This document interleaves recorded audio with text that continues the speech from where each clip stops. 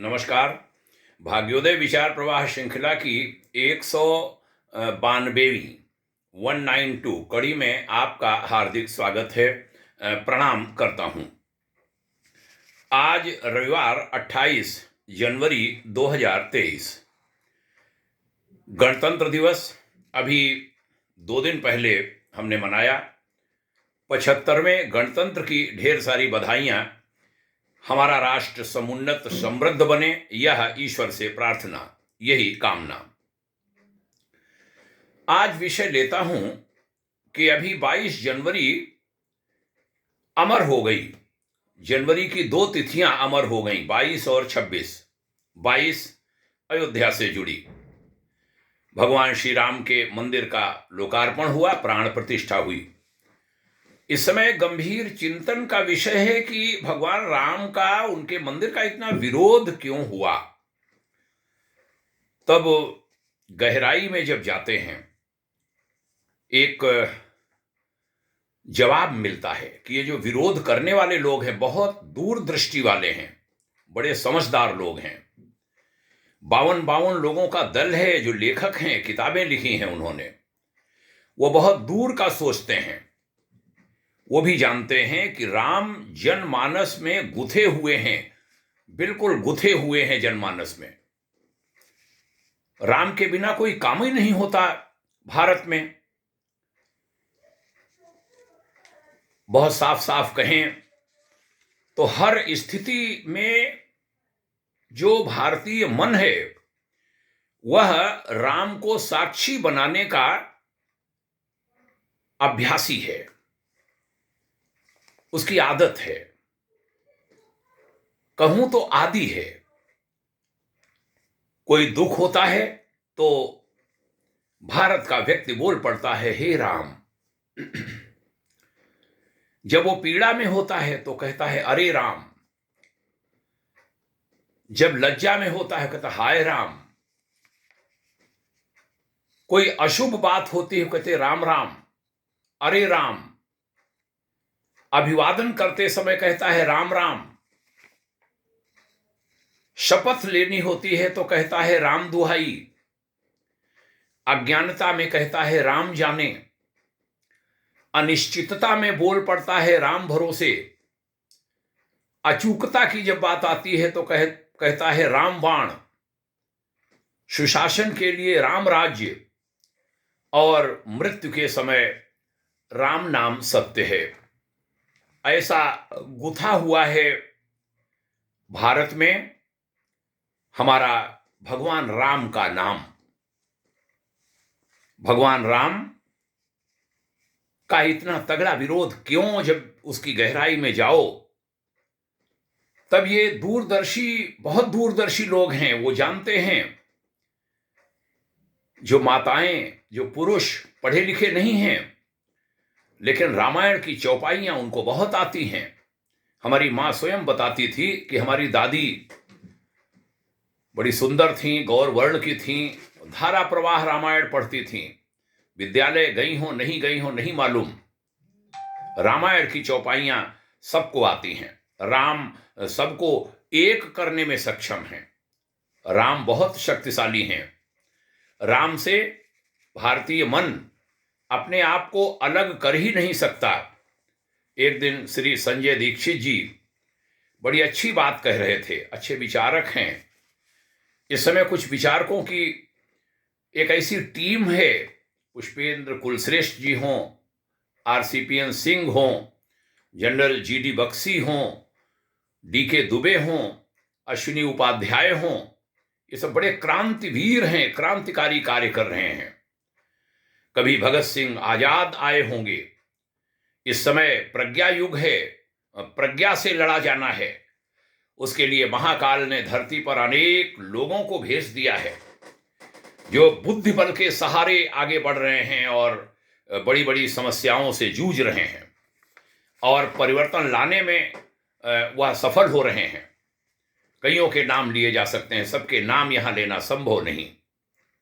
संजय दीक्षित कह रहे थे एक वार्ता में कि हनुमान जी रावण की सभा में जब ले जाए जाते हैं, मेघनाद ले जाता है बांधकर, तब वह अपने राम का परिचय रावण को देते हुए कहते हैं, तात राम नहीं नर भूपाला, भुवनेश्वर कालहु कर काला, ब्रह्म अनामय अज भगवंता, व्यापक अजित अनादि अनंता, गो द्विज धेनु देव हितकारी, कृपा सिंधु मानुष तनुधारी, जन रंजन भंजन खल त्राता, वेद धर्म रक्षक सुन भ्राता। रावण को हनुमान जी कहते हैं। कौन सी चीज नहीं है इसमें? राम को छोटे सीमाओं में बांध दिया लोगों ने, उसके लिए मुकदमे लड़ने पड़े लंबे लंबे समय तक। ये दुर्भाग्य था भारत का, लेकिन दुर्भाग्य कटा है। हमारा देश बहुत अग्रणी भूमिका में आ रहा है और उसके लिए हिमालय की शक्तियों को नमन है, जिन्होंने राजनीति में, जिन्होंने धर्म तंत्र में, जिन्होंने मनीषा जगत में, जिन्होंने धर्म तंत्र में बड़ी बढ़िया बढ़िया प्रतिभाएं इन दिनों धरती पर भेज दी हैं और सब मिलकर एक बड़ा बदलाव ला रही हैं। मुस्लिमों से ज्यादा राम का विरोध हिंदू सनातनियों ने किया। हिंदू सनातनी कहे जाने वाले वामियों ने किया, वामपंथियों ने किया। क्यों किया? मैंने अभी कहा, ये मूढ़ नहीं है, ये समझदार लोग हैं, बड़े दूरदर्शी लोग हैं। हमने 52 की चर्चा की, 52 लेखक हैं, किताबें लिखी हैं उन्होंने और बहुत सारी भ्रांतियां फैलाई हैं। भाग्योदय फाउंडेशन अपील करता है केंद्र सरकार से कि उनकी पुस्तकों को बैन किया जाना चाहिए। उनमें बहुत सारी चीजें हमारी संस्कृति के विरुद्ध लिखी हैं, हमारे राम के खिलाफ लिखी हैं, हमारे अवतारों के खिलाफ लिखी हैं। नहीं लिखने का अधिकार था उनको। उन्होंने संस्कृति के विरुद्ध जहां जहां लिखा वो बैन किया जाए। बड़ा मुश्किल है राम और रामत्व को समाप्त करना। ऐसे लोगों से ये देश कहना चाहता है। मोहनलालगंज यही लखनऊ में है, मैं इस समय लखनऊ से बात कर रहा हूं। गरीबों को चर्च से जोड़ लिया, कुछ काम उनको दिए, बाकी आराम के लिए समय दिया, अच्छा खाना दिया, कपड़े दिए, चर्च ले गए। नाम बदल दिए, मोहन नाम था, महक मोहन रख दिया और क्या क्या रख दिया। कुछ समय रहा असर उन पर। एक टीम ने कहा गंगा स्नान करने जाना है, तो उन्होंने कहा नहीं, अब तुम वो नहीं रह गए हो, गंगा नहीं नहाना है। बोले क्यों? बोले आप बदल गए हैं। एक बुजुर्ग बोला, देखो सब स्वीकार है, लेकिन धर्म न बदलो हमारो। तुम तो हमारा धर्म बदलना चाहते हो, यह कतई संभव नहीं है, स्वीकार नहीं है। ऐसा गुथा हुआ है सनातन भारत के जंजन में, सनातनियों में। शायद इसीलिए धर्म बदल चुके लोग भारी संख्या में वापस सनातन में आ रहे हैं। कुछ देशों के बड़े विद्वान, मिनिस्टर, राजकुमार, राजकुमारियां सनातन को अंगीकार कर रहे हैं। हमारी युवा पीढ़ी सजग हो रही है। हमारे मुस्लिम समुदाय में भारी पीढ़ी युवाओं की आ रही है, वह समझदारी की बात कह रही है और वो कह रही नहीं, हमारे पूर्वज सनातनी थे, हमारी संस्कृति, हम संस्कृति को नहीं छोड़ेंगे, धर्म छूट गया कोई बात नहीं। ये समझ बढ़ रही है, ये बड़ी बात है, छोटी बात नहीं है। पाकिस्तान जैसे देशों में वहां के युवक युवतियां सनातन की बड़ी प्रशंसा कर रहे हैं, ये छोटी बात नहीं है। जो नैरेटिव गढ़े गए थे कि राम और उनके अनुयायी जातिवादी हैं, ये पिछड़ी सोच है, वे सब फेल होने लगे हैं। नई पीढ़ी समझ रही है इस नैरेटिव की राजनीति। आइए राम के सही स्वरूप को समाज के सामने लाएं। जो बहुत सारी भ्रांतियां भर दी गई हैं उनको धीरे धीरे करके हटाएं। सोशल मीडिया भी उसमें सहयोगी बन रहा है, लेकिन हाँ, और गहरे उतरना पड़ेगा। हमारे धर्म तंत्र के जो मंच व्यास हैं, जो मंचों पर बोलते हैं, उनसे हमारी हाथ जोड़कर प्रार्थना है कि भगवान राम के विषय को इन दिनों अपने चर्चा में लीजिए और गहराई से उन भ्रांतियों को दूर कीजिए, कड़ाई से दूर कीजिए। थोड़ा कठोर भी बोलना पड़े बोलिए, इसकी आज आवश्यकता है। बहुत धन्यवाद, आपने सुना। भगवान राम की सभी ओर जय जयकार हो रही है। दुनिया के विभिन्न देशों में, मुस्लिम देशों में, क्रिश्चियनिटी वाले देशों में, वहां पर भी 22 जनवरी को दीपावली मनाई गई है। 50 देशों से सूचनाएं आई हैं। भारत के तो हर घर में दिए जले, हर घर पर भगवा लहरा रहा है।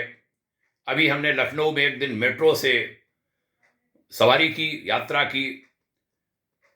मेट्रो ऊंचाई पर होती है, दोनों ओर के जो छतें हैं वो दिख रही थी। भगवे ही भगवे, भगवे ही भगवे। जैसे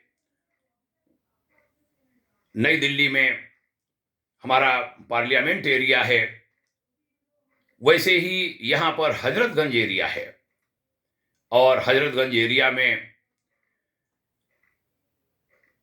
आनंद आ गया। राम राम की ही जय जयकार हो रही थी। उनके भजन बज रहे थे, हजारों झंडे लगे हुए थे।